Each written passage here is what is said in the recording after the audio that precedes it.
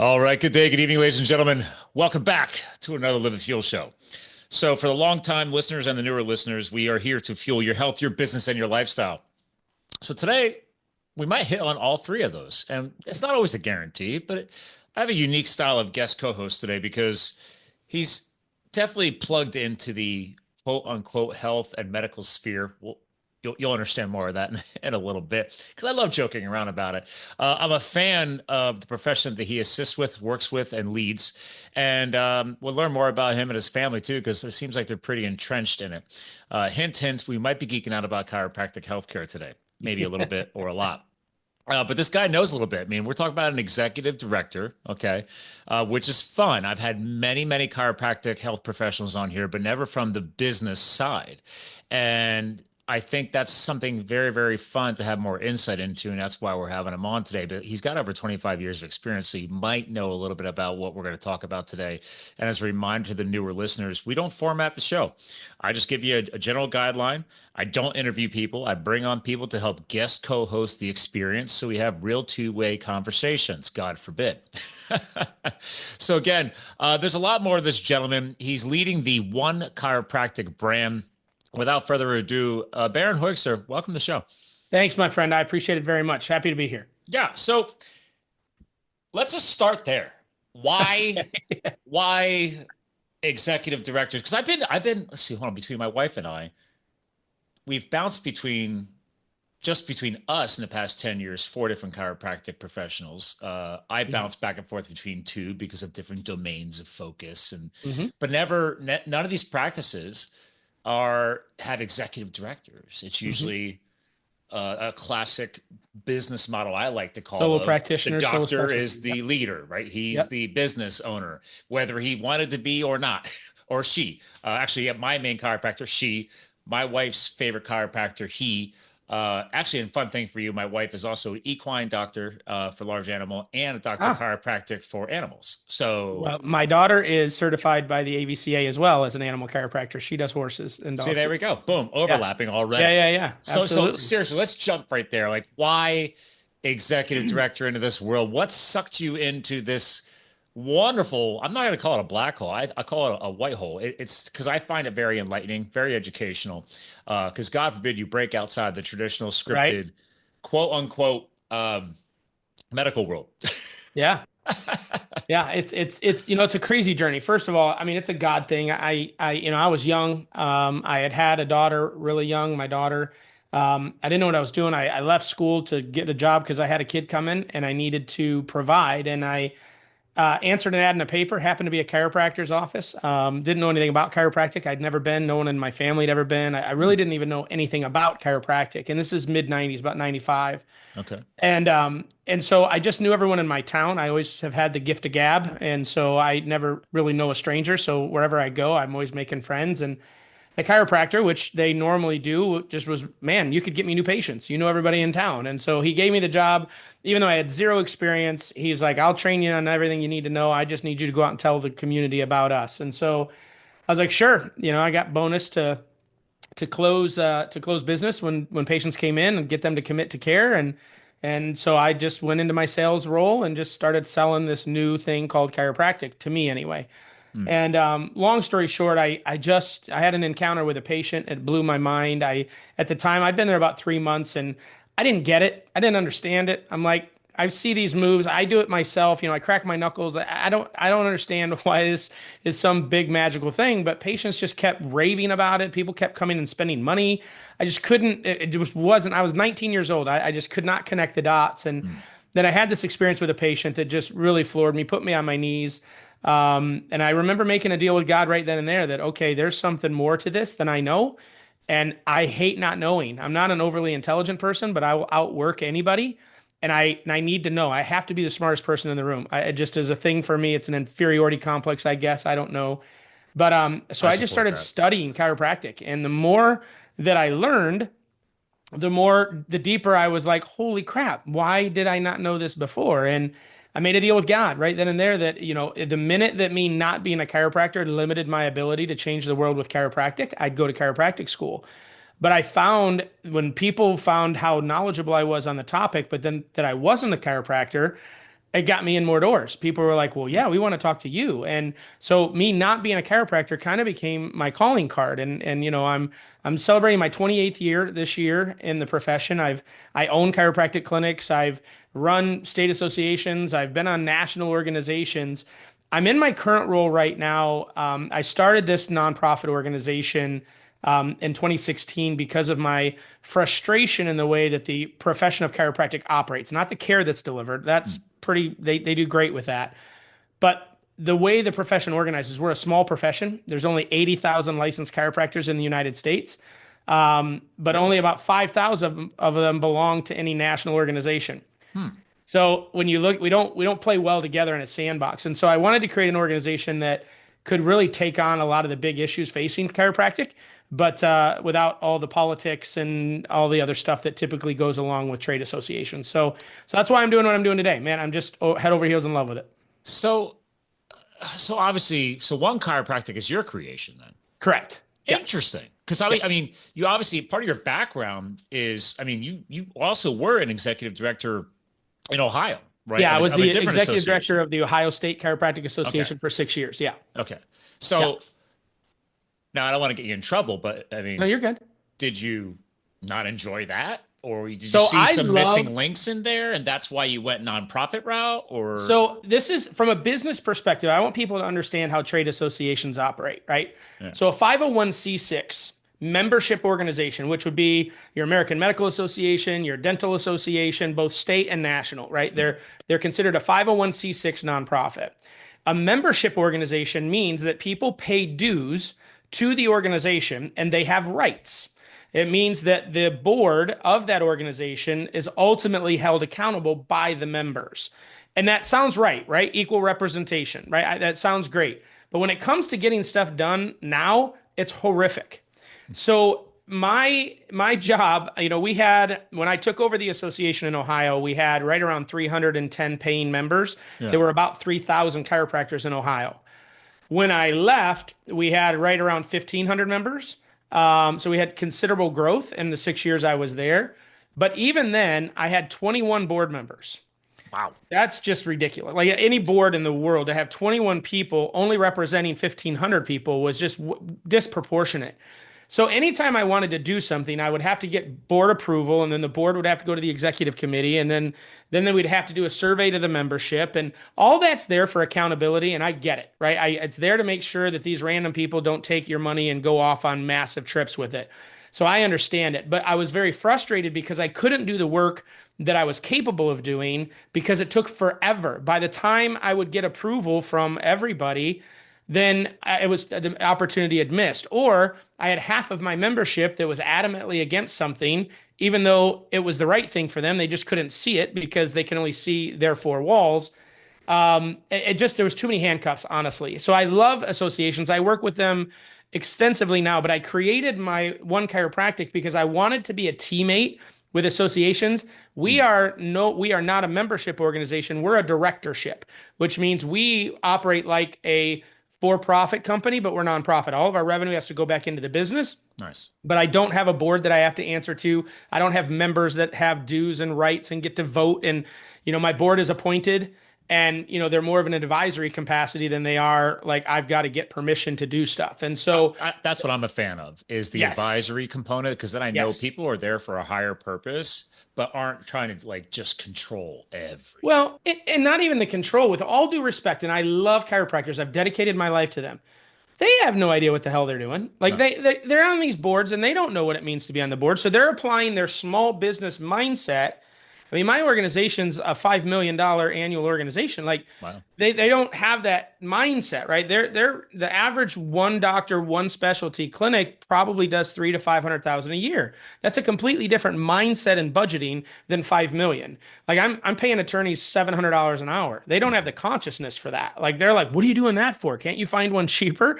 I'm like, no, not with the work we're doing. No, I need the best. And so that was what I ran into a lot in the trade association. And it's not their fault. They did not do anything wrong. It just wasn't built to do the work that needs to be done in today's healthcare system. Today's healthcare system is very different than how trade associations were built 30 years ago. Yeah. And so I wanted to build an organization that could team up with the state associations where they can still do all of the membership stuff and the continuing education stuff and the lobbying and all of that.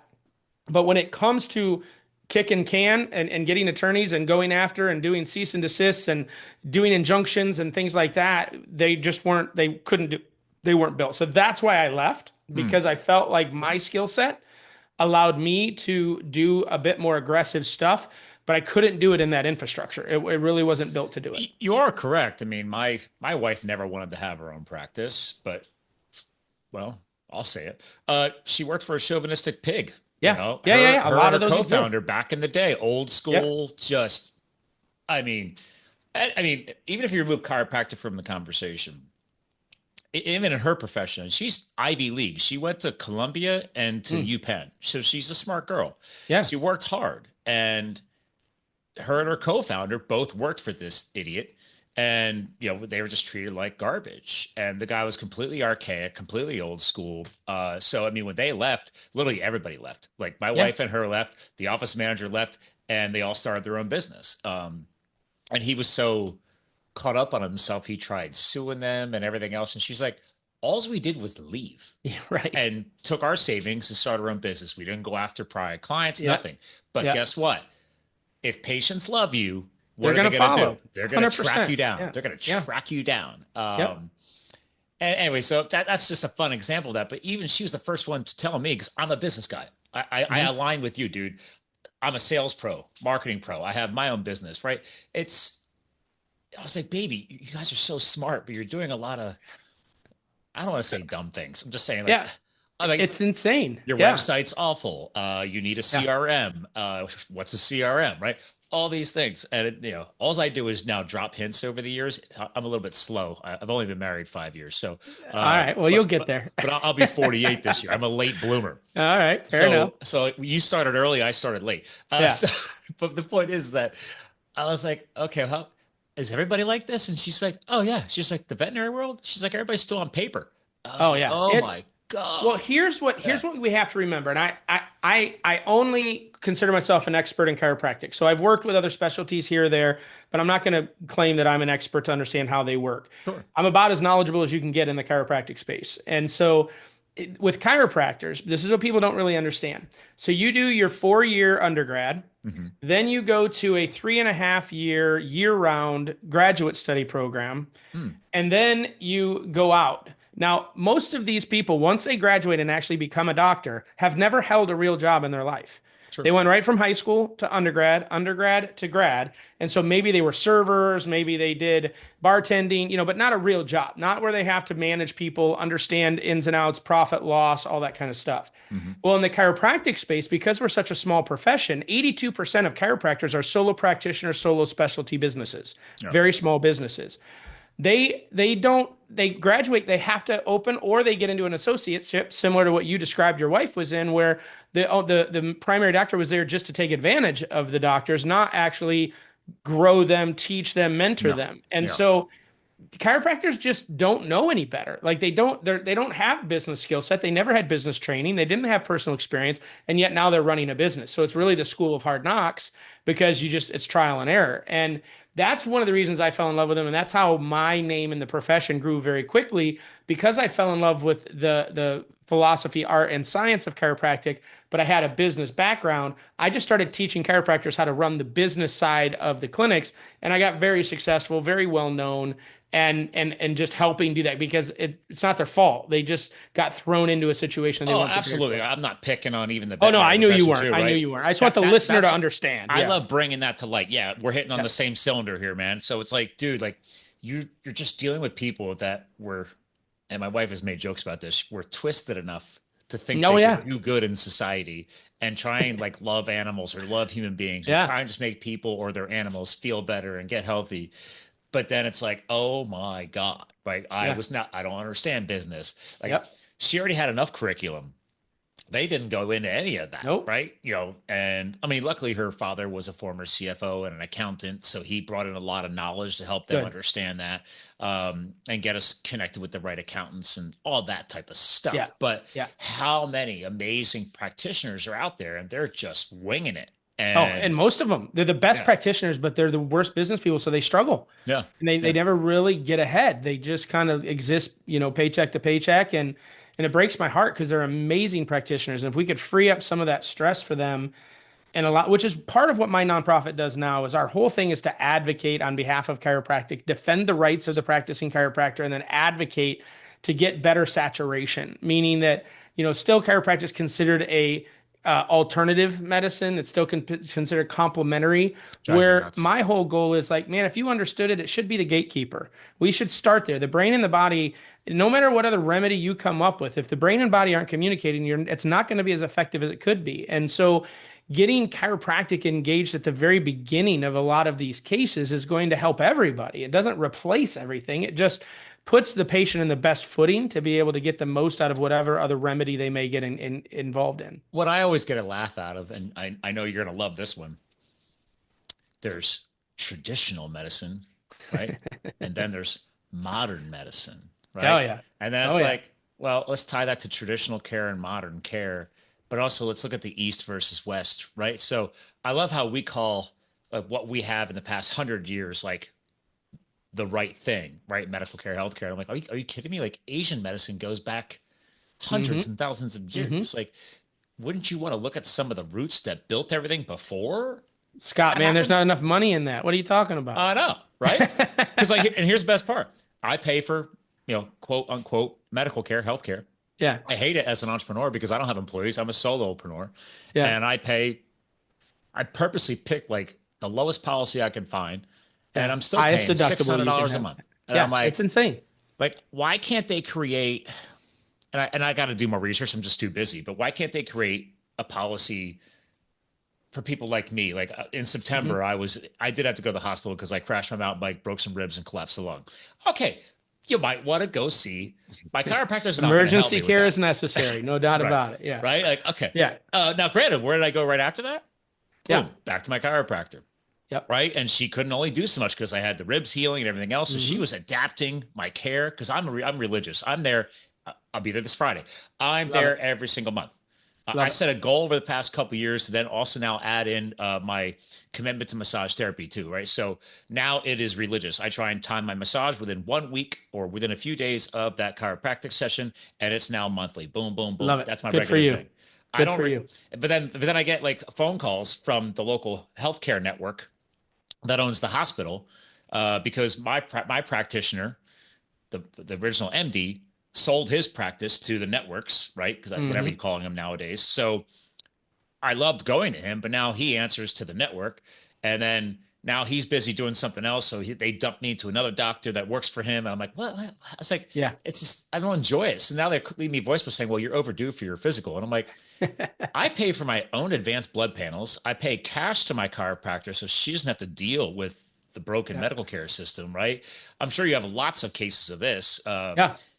I was like, I'll just pay cash. Yeah. And she gives me a discount for that because it saves her back end of paperwork. We're the That same way. So I own a clinic right now. I have three chiropractors in it here in Columbus, Ohio. And my background was, was coding, documentation, and compliance. As I, in the 90s, managed care hit really hard. It really hit chiropractic very hard.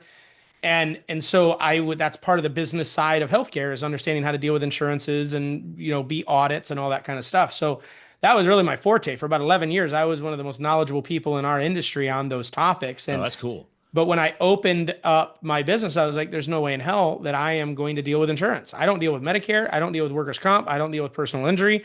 We are a subscription-based office. We're very neurological. We're very brain focused in the stuff that we do. But it's subscription. We want people to get active care. So depending on how you were when you came in, we might see you 2 to 3 times a week for a couple weeks just to get patterns back into the brain. Hmm. And then for us, it's once a week because we know every 7 days your brain generates a new pattern. And if you want to stay ahead of any bad patterns that happen in your brain, getting adjusted once a week is the most powerful way to almost guarantee you'll never have Alzheimer's.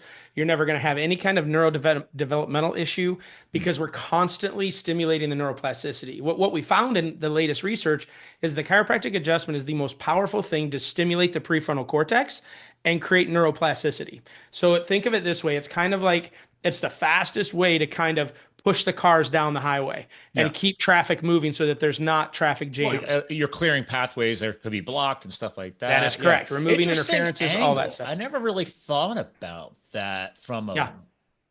Also, I also love the angle of the subscription model because even my dentist switched to that. She goes, "Oh, you don't have dental insurance?" I'm like, my old cycling buddy, he's borderline retirement. He was my dentist. Yeah. And he goes, "There's two types of people, Scott. Good teeth or I mean, good teeth or bad teeth, meaning if you have bad teeth, you have good gums. It's one or the other. He's seen it his whole career." He goes, he just billed me cash because for years he goes, "Don't pay for dental insurance. You don't have to worry about it." He's like, "Other than you flossing more," he's like, "your teeth are fine." He's like, "Don't waste the money." He's like, "I'll just charge you $50 a cleaning." Done. Right. But then my new dentist, because I don't have that, but they wanted me to really commit because I do like having healthy teeth. So they have a subscription model. Like, "Oh, well, we're just going to bill you every single month. And this, now you can come in like, I get like cleanings like over 4 to 6 times a year. I've never been cleaned so much, but that's getting ahead of all that stuff. And because I'm such a health nut, I mean, again, everybody do their own thing, but I was a keto guy going like hardcore carnivore. And one of the side effects of my lifestyle is I'm such a clean. They're like, "Oh, you need to floss even more." I'm like, "Why?" They're like, "You're getting mineral buildup because you're so clean and healthy. No sugar, nothing." And they're like, yeah, like you could benefit from this. I was like, "Really? I get more plaque because I'm healthier? Because I'm eating healthier?" Right. And they're like, "Yeah, sorry, bro." And I was like, "Okay." So I love no good deed goes unpunished, Scott. No good deed. Okay. So my one side effect of not having any inflammatory triggers in my body, right? Yeah. Approaching 50, no drugs, no medicine, no issues, in and out of a collapsed lung with broken ribs in less than 24 hours out of the hospital, chest tube out. And people were like, "You got it out a chest tube in less than 24 hours? I was like, "Yeah." Even the nurses were surprised. I was like, it's fun. That's brilliant. I love little brags like that. Because it's a good testament about being a healthy human. When you're healthy, your body self-regulates and self-heals. It's not dealing with all of the extra inflammatory issues. It's not dealing with, all the extra stress being stuck in your sympathetic dominance where your brain can't focus or shut off. When you do the things that you're doing with your massages, with your regular adjustments, with your eating and your exercise, man, you're going to recover. This is why premier athletes, they recover so much faster. Why Aaron Rodgers could come back from an Achilles tear in one season. Because look at the commitment he put through. I read through his regimen. Unbelievable.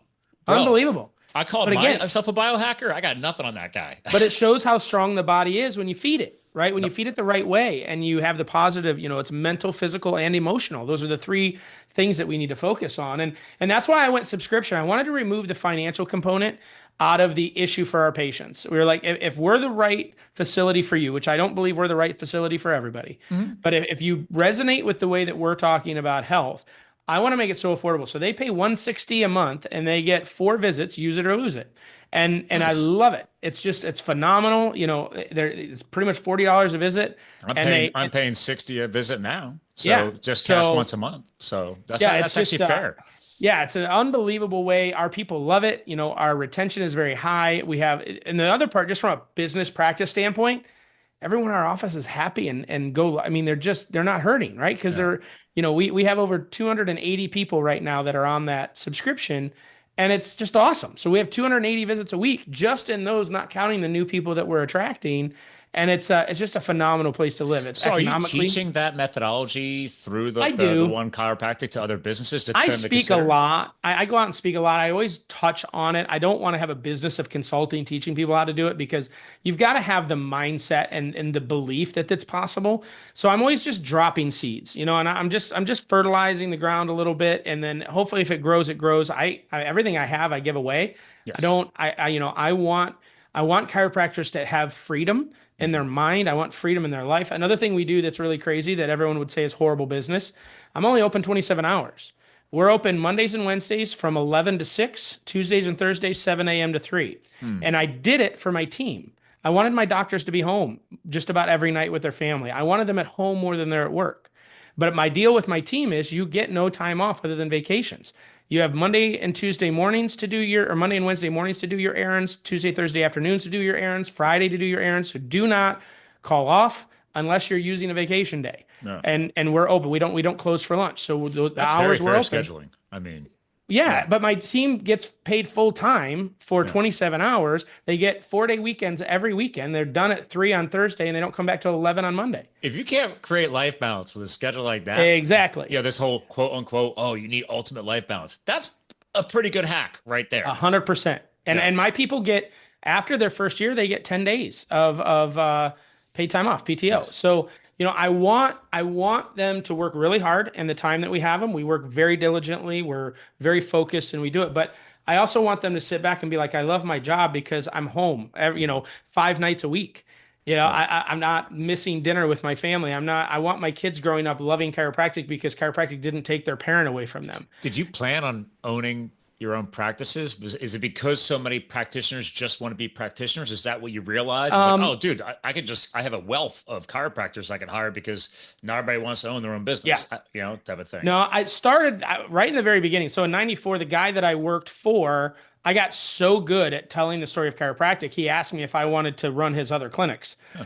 And I said, yeah, I'd love to. He had 4 clinics total. And I said, yeah, this is easy for me. I'll do it. And then I kept going to seminars, meeting doctors that hated being in practice. And so I went to him. I didn't have any money. I was 20 years old at this point, and I'm like, dude, I got these docs. I can duplicate what we're doing. Will you front the money and we'll be partners? And so we opened up 5 more. Wow. And so I had 9 clinics back then that I was running, and I was partners in 5 of them. And I'm not a very intelligent guy. Most of my lessons I've learned in life are because I've made mistakes, not because I've ever researched and done anything right. So I had a handshake with this gentleman, and long story short, I didn't get what was promised. The handshake wasn't documented. No, yeah, that didn't mean in his family what it meant in mine. So, Mm. so I was a lesson, but I got so much experience, and I learned so much about having 9 different clinics, grabbing a doctor, putting them into a system, all of that kind of stuff. And so that's when I got into the consulting, and I started consulting for about 15 years. And then that's when I got into the nonprofit world and worked for the state of Ohio. And then I started my own in 2016. So I didn't have a clinic from 2000 until 2020. So I actually opened my clinic in the middle of COVID, Wow. because I couldn't travel. I couldn't do what I was normally doing. My daughter was in chiropractic school, so I knew she was going to be coming out, and I didn't know where she was going to land, but I thought, I need to do something. And the world needs chiropractic now more than ever. Hmm. No one knew what this COVID thing was at that point in May of 2020. And so I'm like, I'm going to open a clinic and I'm going to put a doc in there, and we're just going to adjust the crap out of Columbus and keep people healthy. And so I kind of opened it because I was bored. I opened it because I wanted to have a place for my daughter to land, and I opened it because I wanted to be a part of what was going on during COVID in the early days. And so now we've been there for 5 years and we have 3 docs. Do you guys have one? I don't know how to call it this. I call it like the advanced level chiropractor. I don't know because I like mine. Yeah. She can order me blood work and stuff. Yeah. But I Yeah, we know can not do all that. Mhm. chiropractors can. Maybe that's a state thing because I'm in Pennsylvania.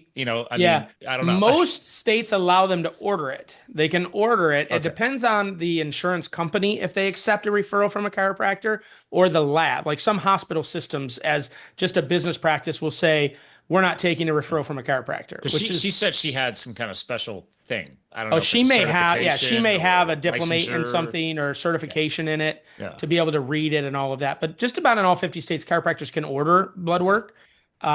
It's just whether the report and reading it, if that falls into their, Well, that's their, just one great example of, again, I am not medically trained, but I've been podcasting since 2016 and we'll hit over 500 shows this year. congratulations. And it's like, okay, I may have talked a lot to a lot of people way smarter than me, right? So we could play the mutually dumb Yeah. thing, right? It's Yeah. like, I can't unhear what I've heard. Sure. I can't undocument what I've documented. And because it's evergreen content, everybody else can just go listen to what I heard, right? So that's Right. what I love about podcasting. So Yeah. when people try Yeah. and question what I know, I just laugh at them. I'm like, Go back would to you like me episode 22. here? Yeah, it's like here's a text or here's an email. Yeah. Go listen to that guy, her, she. Yeah. I don't care. My point is though, blood work is one of the most simplistic things. Oh, yeah. If you, like you said earlier in the show about starting with chiropractic care. Mhm. okay, well, whether you're a chiropractor or an MD, start with blood work. And Yeah. then the problem with the MDs is they're stuck in the broken medical care system and they're only going to order surface level stuff.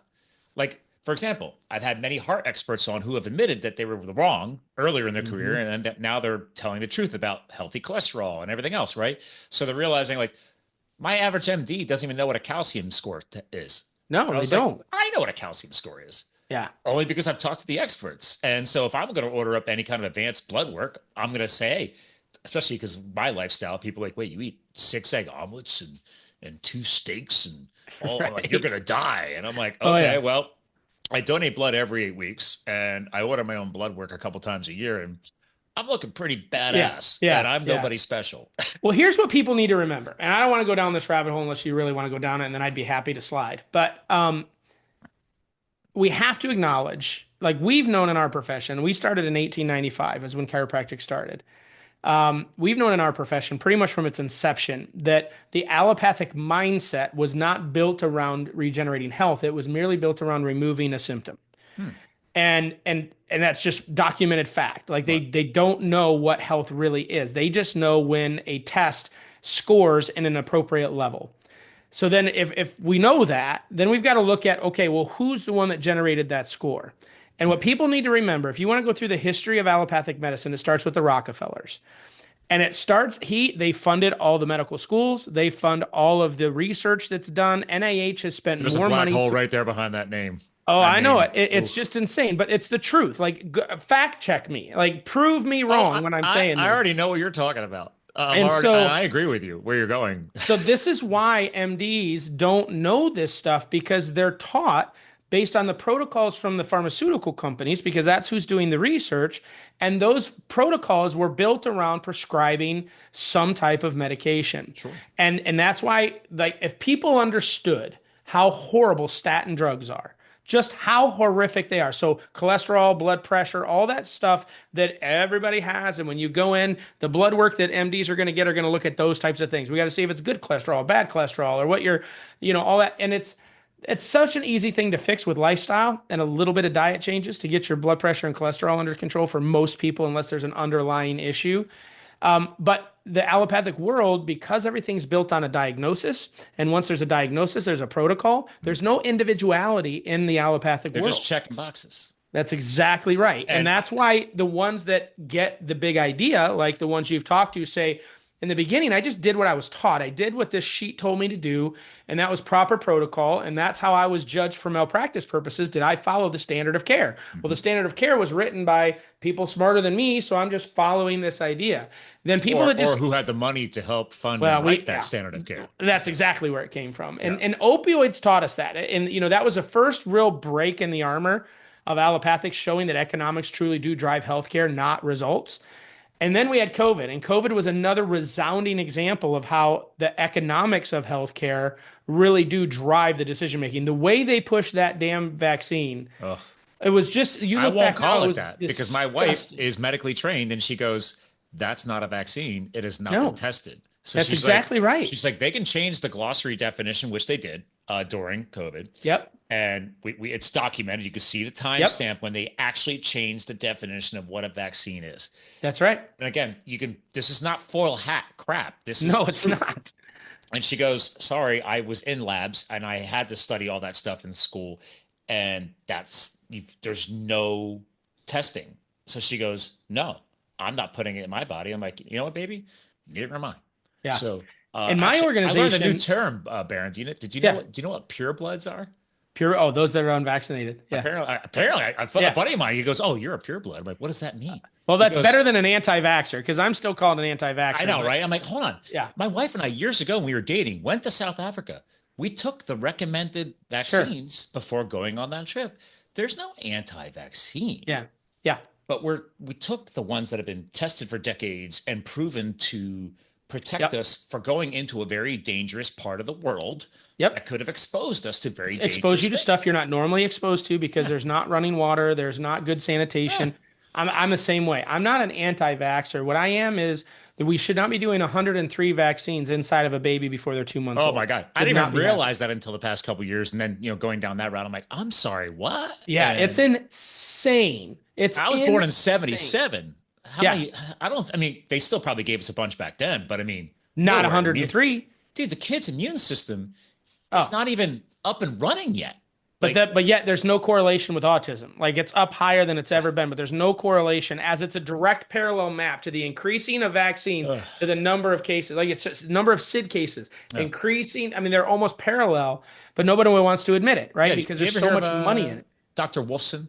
Oh yeah, wait, yeah, I know Wolfson very I Andrew had Jack on years ago. Jack Wolfson. That's right, Well, that's the cardiologist. husband. He's the Yeah, cardiologist, and the yeah, wife is yeah, chiropractor. chiropractor. Yep, And now they're known as the Doctors Wolfsons as their brand. yep, I still yep, follow him to this day. I had him on years ago, and yeah, he was one of the early guys who told me yep. how he's like healthy cholesterol versus consumable versus he's like Scott. He's like, do you realize that you can stop eating all the cholesterol tomorrow, and your body's going to make it because it's part of cellular repair. And I'm like, That's right. oh, like so the whole firefighter story, because I'm a Yeah. former firefighter. I used to fight Okay. wildfires out west. So when he dropped that bomb on me, my brain clicked. He Yeah. goes, yes, that's like showing up to a fire. You see a fire department rolling up the hoses and you blame them for the fire. It's like, Yeah. no, they just showed up to help. Yeah. Yeah. It's just insane. And so that's what got my bug going as I'm 20 years old and I'm learning and I'm seeing this stuff and I'm thinking about my dad and the lab rat that he's been his whole life and me, I blew my knee out with football and I'm like, man, maybe if I was adjusted, I could have not had that injury or recovered from that injury faster. yeah. And so all these questions that I had, and then I kept digging deeper. And then when I got into the brain, one of the most amazing books to read if you love neurology at all, but don't Yeah. want to be a I've had doctor at level, neurosurgeons on the show. Yeah. So The Reality Check by Dr. Heidi Havik. The Reality Check. add that to my notes. It is one of the best books. Dr. Havik is a chiropractor, PhD out of New Zealand. She's putting out some of the most amazing brain research right now of anyone in the world. She's getting published in medical journals and everything, but she's showing really what the brain does with an adjustment. Okay. And when we understand how the brain actually responds to sensory input, right? That's people think chiropractic is about back and getting bone off of nerve, and it really has very little to do with that. It has everything to do with sending information and proper information to the brain. And once we do that, and then we understand how to stimulate that prefrontal cortex, and we understand how to get the brain to adapt out of sympathetic parasympathetic, that's where health comes from. That's where the body becomes regenerative. It becomes the restoring, self-healing, self-regulating. And that's where the fun really, really, really begins. And then you start adding things like exercise. Then you start adding things like proper diet, proper maintaining. Yes, that's it right there. Phenomenal, phenomenal book. Yeah, I found her actual website. It looks like she's got another book out too, coming soon. Yep.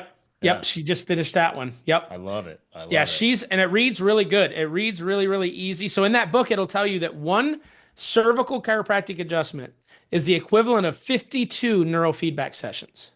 Whoa, Yeah, one because there's over 200 that's impressive. receptors between C1 and C3 of your neck. Yep. That your reticular formation, your brainstem goes down that far. So there's so much happening in that area. Oh. When you stimulate those receptors with an adjustment, whether it's a feather touch adjustment or a rotary adjustment, however your chiropractor adjusts you, it sends so much information to the brain. This is why you get that woo feeling, like your eyes just lit up. It's that information going to the brain, and it Yeah. stops the brain from its pattern, gets it into this learning period for 20 minutes. So if you really want to, maybe you want to lose weight, maybe you need to de-stress, maybe you're, trying to stop smoking or whatever the case may be. 20 minutes after your adjustment, if you listen to something, if you relax and meditate, after that adjustment, your brain is in a learning mode. It stops and it just starts sucking information. And so we try to tell our That's patients interesting because after every time I leave, I don't listen to music in my car. I always have audiobooks and podcasts queued yeah, up because I travel so much on business. So yeah, when I leave, there's already an audiobook always religiously queued up when I perfect. leave the chiropractor. Never really thought about it before, but it's like a default. It's Yeah. interesting. And it's So awesome. And so your brain's absorbing it more then, and it's calming, right? You have a relatively monotone. So you're not peaking with big music or the sound of everything. I tell our patients, please don't grab your phone for at least 10 minutes after your adjustment. yeah. Don't go back to the chaos of let your brain absorb what just happened and just give it a second. I promise you, it's going to keep you more regulated through the rest of your day. You're going to sleep better tonight Hmm. if you give your brain 15 to 20 minutes to just Go in there, listen to nice and easy music, just calm. If you have, we have we pretty much just adjust in our office, but we do have a piece of equipment called Brain Tap, which is just amazing. It's like an assisted meditation. You put a headset on and it stimulates your retinas, and then it plays biotones. And Okay. so it basically, after you get adjusted, you go right to that. It just sets your brain on a course to just really start moving in a Very calmer cool. manner moving forward. So that's the stuff you're going to learn in that book. They're little hacks that you What's can that do device when called? Brain Tap. Well, because every time I meet and speak to another smart person in this world, I go back to my chiropractor and I tell her about Yeah. it. She would love it with the stuff you're doing. Brain Tap's awesome. Because Like it is we one of had the, shockwave therapy before it oh was yeah. approved for humans. Yeah. Because so my wife Because and of the I animal stuff. we Yeah. shockwave Yeah. each other, Yeah. and then they finally cleared it beyond type 1 diabetics, and now she's got a shockwave machine at her office now, and I'm like, That's awesome. so it's because we learned about that's what we went to Africa for. We went to a conference. Okay. So my wife was like, well, if I have to do CEUs, I We might might as as well go well. someplace and check a bucket list off. Right. Yeah. Absolutely. And then we're down there, going on safari in the mornings and nights, and then going. She's in classes all day, and Yeah. it was great. And that's how we found out about shockwave therapy. And Yeah. she bought that a month later. Yeah, a lot So of our animal chiros do shockwave. yeah, It's a phenomenal technique. So yeah, so that's what that book does, man. And Brain Tap's phenomenal as well. You just an app on your phone with a headset, and it's really good. It's that's good pretty stuff. cool. I love Yeah. that. So Yep. like actually, I'm gonna do some more screen sharing. So one chiropractic is the core, Yeah. right? Or the over. That's the actual nonprofit Okay. organization, and then we have projects that we do within Well, it. then you have the defense side of it. The Chiropractic Defense I Council, didn't want to correct? skip past that because Yeah. that's defendchiropractic.org, but it's a segment of one chiropractic or So I try to tell people one chiropractic's like Nike, but Nike has a tennis division, a golf division, an apparel division, an equipment division, but it's all one company. So okay, one chiropractic, our mission is to make chiropractic the number one healthcare choice in the world. That's our why statement. okay, Then what we do is we create projects that we believe will help us hit that goal. So one of them is defending the rights of practicing chiropractors. There are okay, a number, because allopathic medicine does not want us to succeed, like our way of life really does bankrupt the allopathic way of life. We don't want people doing drugs. We don't want people doing surgery. And so we've been under attack. And if you're really a history geek and you want to go back to the late 60s, early 70s, we actually won a case against the American Medical Association where they created a committee to eradicate chiropractic. They called it the Committee on Quackery.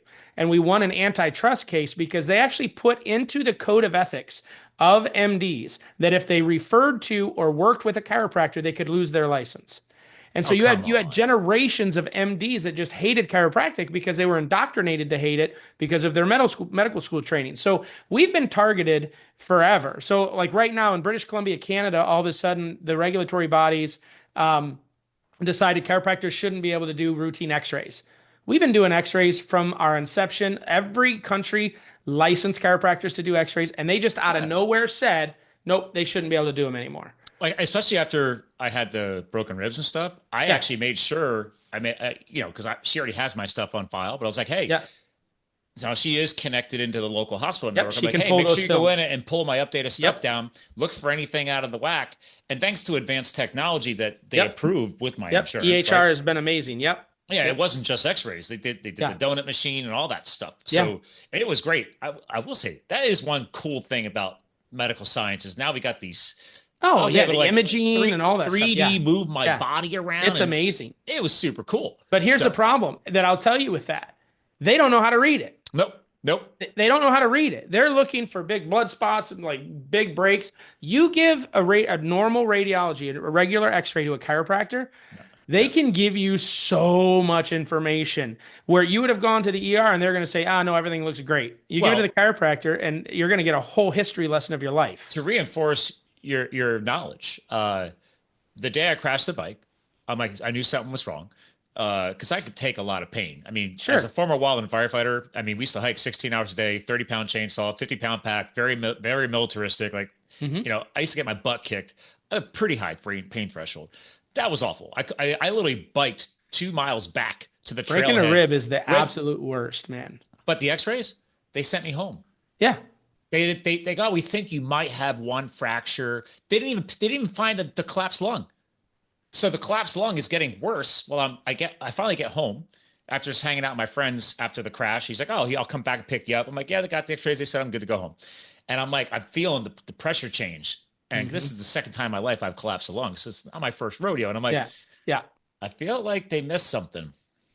Yeah. And so sure enough, I get back to my house. I stretch out on the couch. Within 5 minutes, the hospital's calling me. We need you to come back, but not to this branch. You need to go to level 1 trauma center. You have a collapsed lung, life-threatening injury, blah, blah, blah. And I'm like, I told you. Yeah, I know.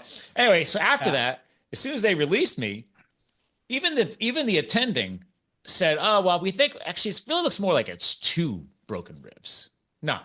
Once I got all that stuff back to my chiropractor, she's like, actually, it looks like you had about 3 to 4. Yeah. Once she was able to dig into it, it's just.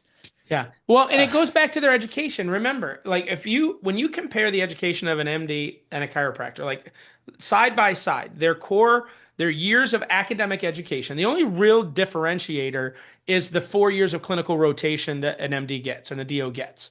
Okay. A chiropractor just goes into practice because we don't do surgery, we don't do drugs. The things we do don't kill people. So we don't need that extra supervision of working 36 hours in a row and all that garbage that they put MDs and DOs through. But when you look at the academics, chiropractors have 500 more classroom hours than MDs. MDs only have 120 hours in diagnosing. Chiropractors they have no nutritional education. None. I've had none. Countless doctors on this show.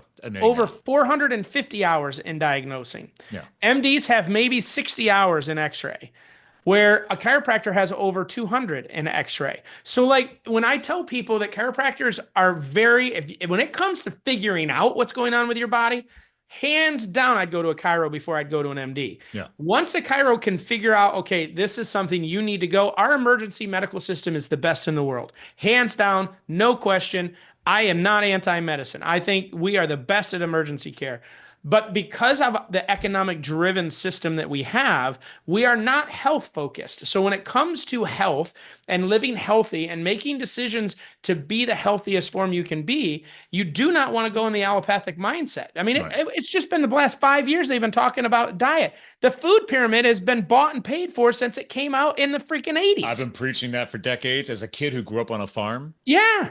I was like, this is not what I grew up with. No. And they flipped it. Now we're trying to flip it back, which is great. Yep. And now, I mean, again, dude, podcasting as many years as I've been, all the experts, every MD, neurosurgeon, everybody, I always ask that question. I'm like, how much nutritional education did you get in school? And they all admit it. It's usually either a couple days to maybe a week. I think the longest I heard was courses over 2 weeks, but it's usually how things are metabolized in the body. Like nobody thinks about fuel in the tank, right? Yeah. Like you put fuel in the car. If you put crappy fuel in, you're going to have a problem. Right? Why isn't the human body looked at the same way? And I'm not saying nutrition fixes everything, but oh my God. No, but a major impactor. Health is multidimensional. And if you don't believe it's multidimensional, then you've been lied to and you're buying the lie. Chiropractic is not the end all be all. No. But when it comes to making sure that my brain and my body are properly communicating so that when I do exercise, when I do eat right, when I do meditate, when I do my massages, when I do any type of medical intervention, at least my body's processing it the right way, right? It's getting the information the right way and it's using it. But if I'm so drugged up and my brain doesn't know truth from, reality from fiction because it's being lied to by all the chemistry that's in my body, then how do you ever expect your body to be healthy? This is why, I remember growing up, 1 aspirin a day. It's what you do for your heart. And now we have so many gastrointestinal issues. It's unbelievable. I was helping my neighbor. He's retired. Thanks to my Forest Service career, short term, I'm a surgeon with a chainsaw. Really freaking good. I have no problem bragging about that. His insurance company says he had to take these trees down. He's on a budget. I'm like, I can directionally fell these. So I did that the other night. Yeah. And then this weekend I went back over because he doesn't burn the wood. I'm like, hey, I burn wood here on my land, but it's oak. It's heavy. Yeah. And literally he goes, so you don't take any pills? And he helps me like load the oak. I'm like, what are you doing? Now he's not like old. I mean, he's approaching 60, but he goes, I take aspirin every single day. I'm like, you're killing yourself. He goes, I have to, or else my arthritis and blah, blah, blah. And he's been slowly trying to try things. I'm teaching him nutritionally and stuff like that. And I was like, dude, you gotta, you got to remove the inflammation. I was like, I know people point blank that I've had on the show, chiropractic background, that have quote unquote, I know it's a bad word to say, cured Yeah. inflammatory triggers like your knuckles locking up and Yeah. everything. And he Yeah. goes, I just can't believe it. He's like, you're like Superman. I'm like, no, I'm not. No, I'm just educated. Thank you. Yeah. I'm just educated. You don't have to be superhero to listen and have an open mind Yeah. and be willing to make some changes in your life. I mean, there's, and I don't, anyone listening, I in no way am I minimizing chronic pain. Please hear me. Chronic pain is the most debilitating thing on the planet. And I am not saying you're wrong for trusting your MD or you're wrong for going down that road. All I'm asking you to do is just be open-minded to looking Yes. at how your body truly operates because allopathic medicine doesn't look at that. Perfect example, carpal tunnel. Carpal tunnel 90% of the time is not in the carpal area. It's in the neck. Hmm. And it's expressing itself in the wrist. So that's why 90% of carpal tunnel surgeries are not effective. They don't work. That's why I most disc surgeries don't work because that's not the problem. And so we've just got to be willing to think outside the box, be listen to people that know the body and how the body was intended to run. I completely agree with you because I've always had multiple hats. It's Hmm. just my neighbor said this too. He goes, I wish I had your energy. I was like, well, dude, I'm approaching 50 and Yeah, I will outwork most 30 I year hear olds. you. And he goes, I I was hear you. like, but I used to train people after being a firefighter. I learned what CrossFit was, and that's just a brand of functional fitness. But I Yep. loved it so much. I went and got certified, and I was training people in my free time. And I was training so hard the one season that they dubbed it CrossFitter's elbow. It's Hmm. not exactly like tennis elbow, not like golf elbow, but long story short, a lot of pain right here. Yep. Working my chiropractor for a while. Turns out has nothing to do with anything until she got it to the shoulder, Yeah. right? Shoulder to the neck transitions where we traced it, worked on it, C7T1 junction, man. It is a all went away. massive area. Yeah. Nobody, no, I tried getting x-rays and Yeah. scans and they're like, then they're trying to prescribe me a painkiller. I'm like, no, no, no, no. Anti-inflammatories, all I that was kind of like, stuff. Yep. pain is good. It's Yeah. telling me there's something wrong. Yeah. It's a I fire don't need a alarm. painkiller. Yeah. I want to find the root cause to stop the pain. Yeah. Same thing with a fever. Like, why in the world everyone thinks a fever is so horrible? Like, That's your body fighting things. it's actually safe to be up to like 106. Like, that's your body doing its job. I mean, you gotta when you get to that high, you gotta be careful. You don't want to get to the point that you might cause No, brain but damage. sweat it out. But yeah, but it's like we are so anti-symptom Yeah. that we do everything and anything we can. We're sucking down Bayer, we're sucking down Advil, Tylenol, Mhm. and it's like I get, and I'm not gonna say I've never done it. I don't do it hardly ever, but there are times I got to get up and do a presentation, and if my head is, if I was very inappropriate the night before, and I'm a bit dehydrated, Yeah. I'm not gonna say I haven't popped something to get me through, through a session, My but hack for that is a salt magnesium supplement. yeah, Again, because I learned, and that's like, yep. oh, that's like a secret hack if you're a guy still trying to live like you're in college. Yeah, exactly. Yeah, I have learned that now. It's hydration, and I just do water in between, and then I do some sodium in the morning. Yeah. But anyway, it's we just I just and it's nobody's fault. I mean, there are people at fault. If I ever saw Andy Fauci, he better hide wherever he's at because Oh, he's a criminal. I don't care. I mean, Guy and I RFK's would book on him was struggle. amazing. Whether or not you Oh, like it was. RFK or not, I don't care. I'm like, dude, I that's the don't care either, truth. but that was That's the such a truth. phenomenal. I've used that book in court cases. It's Yeah. just incredible. But when I don't believe it's anyone's fault. I think everyone's a victim of a system that Mhm. was created for a purpose different than what people thought it was made for. Follow the money. And people just are too trusting and believing in their doctors. They're too trusting. And I tell people that all the time in my office. I don't want you to believe us. We're going to tell you where to go search it for yourself. Here's where we got the information from. Here's what I want you to do. I want you to go and read it so that when you come in, you don't think I'm doing it because I want an extra 2 visits out of you next week. Like, go read this and know that what we're recommending is because this is what's best for your body and you. And why? Because they're like, oh, once you go to a chiropractor, you got to go forever. I'm like, okay, first of all, you don't have to. People choose to. I said the Is same that as so you brush your bad? teeth every day, the Yeah. same as you change the oil in your car. Neurologically, wouldn't you want to have the best neurological structure, your nervous system functioning at its highest level above anything else? Yeah. Like, that's what you're doing. It's maintenance for your brain. Like, why would you not want that? it drives me nuts. By the way, are you good for a couple minutes? We're coming to the end of our Yeah, no, slides, we're right? good. Okay. I'm good. But it's, you said this earlier, and I want to show you some respect. You mentioned about statins. Hmm. Again, grew up on a farm. No history of diabetes, heart disease, any of my family. What is my dad? Past 15 years, became a type 2 diabetic. Why? We don't live on a farm anymore. Hmm. I just sum it up. That's it. People are like, well, Yeah. you can't sum it up. Like, I can sum it up Yes, you can. because he started making bad decisions Yeah. Started after eating the that. normal American diet Yeah. rather than eating the diet on the farm. Yeah. Now I've got him down to one diabetic medicine. Good. But then over the past 2 years, and he didn't listen to me on the shot or the stab or whatever you want to call it because it's not a vaccine. But all of a sudden he started having side effects and problems. So now he's no longer doing the boosters. So I was like, thank you. And my mom agreed to disagree. My family does not look like, nobody looks like me. No, I get it. I'm saying. Everybody's overweight. Everybody's obese. Yep. I'm like, whether you like it or not, that's truth. But then he goes back and the new doctor tells him he also needs to be on a statin because he's a type 2 diabetic. And I was like, my mind, I was about ready to find the guy and strangle him. I'm like, you're talking about two completely different, quote, diseases that have nothing to do with each other. There's no history of heart disease. His blood work is fine. His blood pressure is fine. But because he's a type 2 diabetic, they're saying, well, it's just a good safety measure. I was like, Dad, did you look at the side effects? And then all of a sudden, his one arm started not working properly. I told him, you don't have to listen to me. Go get a second, third, fourth opinion. But why don't you stop taking that statin? All of a sudden, his arm went back to normal. Imagine that. Imagine that. Here's what frustrates me on this. That's why I want to honor what you said about statins. They're terrible. Nobody reads the side effects. Nowadays, most car dealerships complain because people come in too informed, right? They research everything. You know what the used car value is, private car value is, blah, blah, blah. So take that same energy of trying to find the best deal to buy a car or whatever you're going to go buy, your new TV. Everybody's researching everything, but they're not researching their health. I agree. What? It's like, why are the blinders on for what this needs to be? Yeah.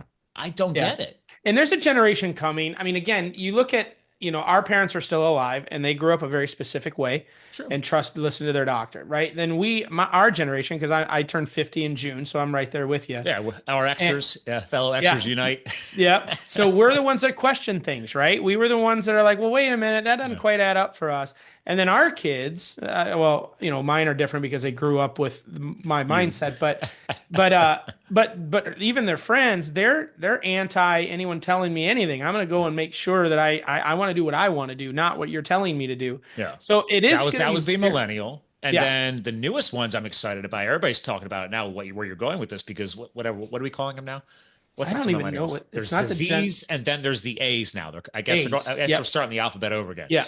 Anyway, the Z's and A's, I'm hearing in the technology space, in my business space, it's different than the millennials. They're not completely closed off, and they are doubling down on research and data. Yes, they are. And their work ethic is ridiculously better. Right. So it's very exciting for the newest generations because, oh my God, what if they are the ones to get us to the finish line of rebooting all the health? Look at where, and again, your listeners, I don't care where you are politically. I'm not here to say we don't talk politics on the show. Yeah.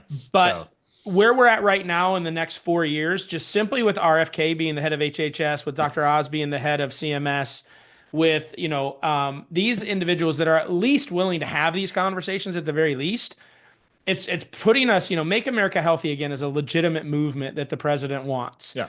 And it's not going to be rooted in pharmaceutical intervention. And so from my world, I'm so excited because we have access to some of the biggest decision makers now more than we ever have. We've been working forever in our military. Our military is it's still in the freaking 60s in the way that it deals with health. It's archaic. It's just unbelievable. And a chiropractor cannot join any branch of our military and serve as a chiropractor today. There's no pathway. They cannot do it. TRICARE doesn't cover chiropractic. So active duty personnel. God. Yeah, it's insane. All of these injuries from post-war trauma. Oh my gosh. Yeah. So I for the last 4 years, I've been working with the DOD, having meetings, and I ask them, I'm like, what is your biggest issue right now? And their issue is non-combat related separation due to neuromusculoskeletal issues. So people leaving service due to non-combat related neuromusculoskeletal. And I'm like, ding, ding, ding, ding. That's Like, please. Yeah. Hello, hello. chiropractor. Yeah. Yeah. And so I told him, I'm MDs like, can't what help if, with that. yeah, I'm like, what if we could help you keep people in service longer and keep them healthier while they're in service? Would you care? And they were like, well, yeah. I'm like, we're doing it for athletes now. Why do you think Yeah. all NFL teams have chiropractors on staff? We have more chiropractors on the Olympic medical staff than any other specialty Boom. because of our ability to keep people healthy, to have them function at their highest performance, and to recover from injury. Yeah. Because chiropractic is so effective at connecting that brain and body and getting that regenerative side.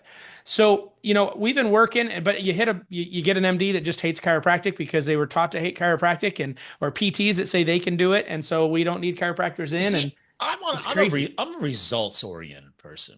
That's why I Yeah. can't stand politics. That's why we don't talk about politics and religion on the show because it gets so Yep. polarized. Gets in I'm the like, weeds. guys, Yep. let's cut through the BS Mm-hmm. and let's just align on something I think we can all agree on. Whatever your affiliations, I want to live healthier. If I'm in the Yeah. military, I want to perform at my peak, to be the best soldier I can be, just like the Olympians, just like professional athletes. So it's like, Yeah. hello. It makes zero sense. Yeah, it makes zero sense. But those are the types of conversations I get to have every day. I'm super blessed. I get to, we're suing the Australian government right now, and that's just a ton of fun. And, Wow. it's just, it's been a wild ride, getting to work and have generational impact in something that I love so much. Now that my kids are going to be chiropractor, my daughter is a chiropractor, my son will be Yeah. a chiropractor in a year and a half. It's pretty phenomenal, that I get to do this with them and for them to Yeah. create a better environment for them when they get into practice, and just know that, more people are going to get access to something that I believe is a fundamental part of any health structure. So, yeah, I it's been love a it, wild man. ride, man. This has been, yeah, that's why I'm so glad I got to talk to you because I'm like, I knew there was some more meat behind the scenes here. And I'm like, oh my God, you've been on the ride, man. Yeah. You've been on the Yeah. ride. Well, It's been a journey. on that note, this will be a fun closeout. I Yeah. always have my guest co-host help close the show out. So, Okay. used to call it final words. Now I look at it differently and this is why I changed it. I started asking through the growth of the show and the mission statements I hear about, the organizations that are created by these different people. And I'm like, oh, this is great. How would you like to sum up and I started calling it a legacy message, right? Because you are impacting some type of legacy that's going to be left behind. Because that's Yeah. like, I learned that when I wrote my book about the firefighting, I started my own charity because I Mm. wanted to ensure that I knew that the money was that book. I don't take $1 from the book, Yeah. and 5% That's of all awesome. my income goes into the charity too. So like literally, until it goes viral and one day, hopefully it's like, I fund it Yep. because at least I know that's just one guaranteed positive thing helping get back to the firefighting community, right? So, how would you like to sum that up? I mean, how would you like to close the show out? Because obviously, defend chiropractic and one chiropractic, you're already doing amazing things. Is there actually a legacy message you've already documented? I don't know. Yeah, I mean, I'm going to answer that in two different ways. Number one, for me personally, my legacy is just to get people to think differently. If you're just willing to think differently, I don't care where that takes you. Maybe it takes you away from my opinion. I don't care. I just don't want you to believe what someone else told you to believe. I want you to believe something because you did the work and you gathered the information you needed to do it. Some of my best friends are on the other side of the political spectrum, but I love them because it's just the way they view the world. It's not that they're buying into someone else's BS. And so we don't have to agree. I can celebrate our differences and respect you because of your commitment and your diligence, even if it's different than mine, because I think our world needs difference of opinion in order to get to a true, raw, appropriate product. Anything untested, anything unchallenged will never be the best, ever, ever. That's why we're at a 4-minute mile, because someone thought they could beat the 5-minute mile, and we're at a 5-minute mile because someone said they could beat a 6-minute mile, right? Like nothing ever is better unless there's some challenge or contrast to it. And so my personal legacy, I hope, even though my niche is chiropractic, if you hear me and for some reason God puts things and we cross paths, think differently. Just think differently. Challenge what you've been told and come up with your own understanding. And the second way that I'm going to answer that question is, guys, I'm so blessed and happy because I found something I was passionate about, and my passion is stronger than my fear. And so it allows me to take steps forward. I just at an event this weekend speaking to a group of chiropractors and team members. And my talk went off the rails because something was on my heart and I just followed it. And it was pretty much that. I was looking in the audience and I saw so many people that just were not happy. They just weren't happy with where they were in life, what they were doing. They loved their job, they loved their chiropractor. It's better than, working in the factory or whatever, but you could just see it in them. They weren't exuding this passion for life. And it just broke my heart. I'm like, my days are stressful. I definitely have crappy days. Everything brings that with it, but I am genuinely blown away, happy and blessed to do what I get to do. And there's a quote that they have for fear, that fear is a figment of our imagination, causing us to fear things that do not at present and may not ever exist. Danger is real, but fear is a choice. And I really weighed on that with them. And I'm like, I'm just asking you to choose to be passionate about something more than you fear it. And if we can find, and it doesn't matter what it is, if it's kids, if it's music, if it's sports, if it's healthcare, if it's nutrition, if it's exercise, whatever it is, get passionate about something in your life. And that passion will outweigh the fear that's limiting you from chasing it. Whatever that is, chase it. Because you were put on this earth to be a difference maker, to be a change agent. You just have to believe it and find something that you're excited enough about to take those first few steps that seem so scary, but your passion's going to override that fear. So that's my challenge. That's my legacy message to everyone. Find something you're so unbelievably passionate about, so it gives you the confidence to take those steps to go towards it. Well said. I knew you were going to have some fun with that. Yeah.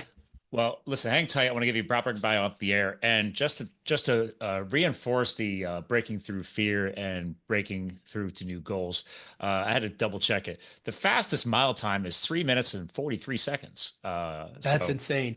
1999. Insane.